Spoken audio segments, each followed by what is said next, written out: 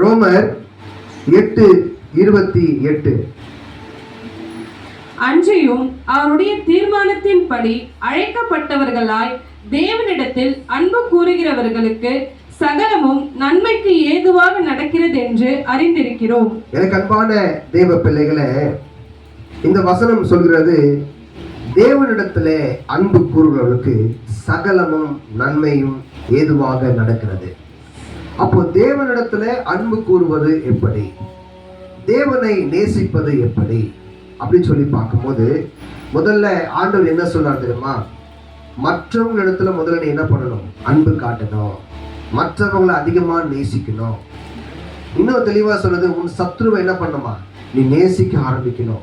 So உன் சத்ருவையோ அல்லது உன் அயலாரையோ உன் உடன்பிறப்புகளையோ உன்னை சூழ்ந்திருக்கிற சமூகத்தையோ நீ நேசிக்கிற பார்த்தீங்களா? அந்த நேசிப்பு தான் தேவன் மீது நேசிக்கிற ஒரு காரியம்.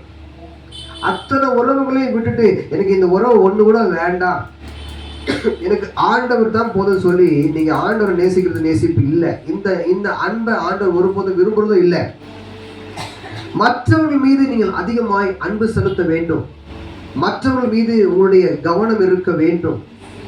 உன்னிடத்திலே ஒரு உதாரணத்துக்கு சொல்றேன், உங்களிடத்துல உணவு அதிகமா இருக்குன்னு சொன்னா அந்த உணவையும் மற்றவர்களுக்கு பகிர்ந்து கொடுக்கிற எண்ணம் உனக்கு வரணும். உன்னிடத்துல அதிகமான பொருள் இருக்குதுன்னா அது மற்றவர்களுக்கு பகிர்ந்து கொடுக்கிற எண்ணம் உங்களுக்கு வரணும்.